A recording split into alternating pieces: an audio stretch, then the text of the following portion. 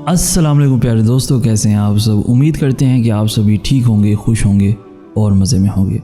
प्यारे दोस्तों, हारून और रशीद के दौर में एक बार बहुत बड़ा कहत पड़ गया। इस कहत के असरात समरकंद से लेकर बगदाद तक और कूफा से लेकर मराकश तक ज़ाहिर होने लगे। हारून और रशीद ने इस कहत से निमटने के लिए तमाम तदबीरें आजमा लीं।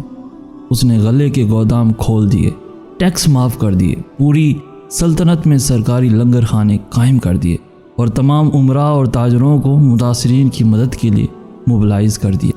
लेकिन इसके बावजूद अवाम के हालात ठीक न हुए। दोस्तों, एक रात हारून और रशीद शदीद टेंशन में था। उसे नींद नहीं आ रही थी। टेंशन के इस आलम में उसने अपने वज़ीर आज़म याह्या बिन खालिद को तलब किया। याह्या बिन खालिद हारून और रशीद का उस्ताद भी था। उसने बचपन से बादशाह की तरबियत की थी। हारून और रशीद ने याह्या खालिद से कहा, उस्ताद मोहतरम, आप मुझे कोई ऐसी कहानी, कोई ऐसी दास्तान सुनाएं जिसे सुनकर मुझे करार आ जाए। याह्या बिन खालिद मुस्कुराया और अर्ज़ किया, बादशाह सलामत, मैंने अल्लाह के किसी नबी की हयात तायबा में एक दास्तान पढ़ी थी। दास्तान मुक़द्दर, किस्मत और अल्लाह की रज़ा की सबसे बड़ी और शानदार तशरीह है। आप अगर इजाज़त दें तो मैं वो दास्तान आपके सामने दोहरा दूँ। बादशाह ने बेचैनी से फरमाया, या उस्ताद, फ़ौरन फरमाइए, मेरी जान हल्क में अटक रही है। याह्या खालिद ने अर्ज़ किया, किसी जंगल में एक बंदरिया सफ़र के लिए रवाना होने लगी। उसका एक बच्चा था। वो बच्चे को साथ नहीं ले जा सकती थी।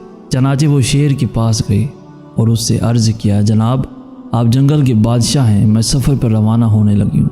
मेरी ख्वाहिश है आप मेरे बच्चे की हिफाजत अपने ज़िम्मे ले लें। शेर ने हामी भर ली।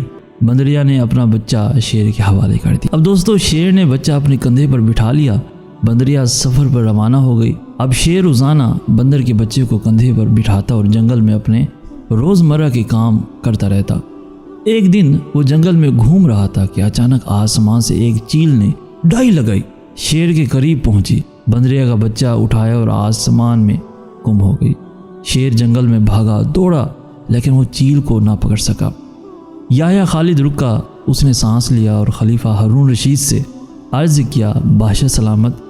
चंद दिन बाद बंदरिया वापस आई और शेर से अपने बच्चे का मुतालबा कर दिया। दोस्तों, शेर ने शर्मिंदगी से जवाब दिया, तुम्हारा बच्चा तो चील ले गई है। बंदरिया को गुस्सा आ गया और उसने चिल्लाकर कहा, तुम कैसे बादशाह हो? तुम एक अमानत की हिफाजत नहीं कर सके। तुम इस सारे जंगल का निज़ाम कैसे चलाओगे?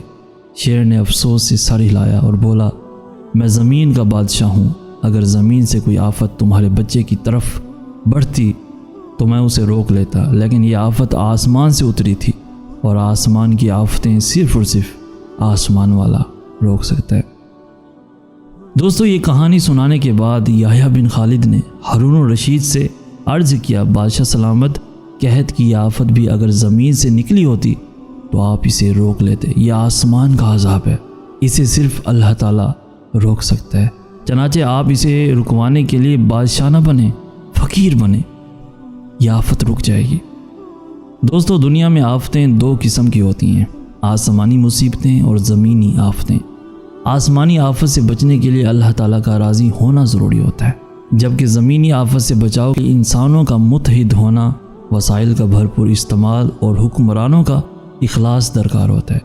याह्या बिन खालिद ने हारून और रशीद को कहा था, आसमानी आफतें उस वक्त तक ख़त्म नहीं होती जब तक इंसान अपने रब को राज़ी नहीं कर लेता। आप इस आफत का मुकाबला बादशाह बनकर नहीं कर सकेंगे, चनाचे आप फ़कीर बन जाएं, अल्लाह के हजूर गिर जाएं, उससे तौबा कीजिए, उससे मदद मांगिए। दुनिया के तमाम मसाइल और उनके हल के दरमियान सिर्फ इतना फ़ासला होता है जितना माथा और जाए नमाज में होता है दोस्तों। लेकिन दोस्तों, अफसोस, हम अपने मसाइल के हल के लिए 7 समंदर पार तो जा सकते हैं, लेकिन माथे और जाए नमाज के दरमियान मौजूद चंद इंच का फासला तय नहीं कर सकते। अफसोस की बात है। ज़रा नहीं, पूरा सोचिए। दोस्तों, आज का मैसेज जिसके भी दिल को लग गया, समझो उसने अल्लाह को राज़ी कर लिया। इस वबा से बचने का, इस आसमानी आफत से बचने का वाहिद रास्ता आज मैंने आपको बता दिया है। जितना हो सके अपने दोस्तों के साथ, इवन फैमिलीज़ के साथ शेयर कीजिए। हमारी हौसला अफजाई करते हुए इस वीडियो को लाइक कीजिए। हमें कहते हैं सैयद अहसन आस। हम मिलेंगे नेक्स्ट वीडियो में, तब तक के लिए अल्लाह हो आपका हामी व नासिर।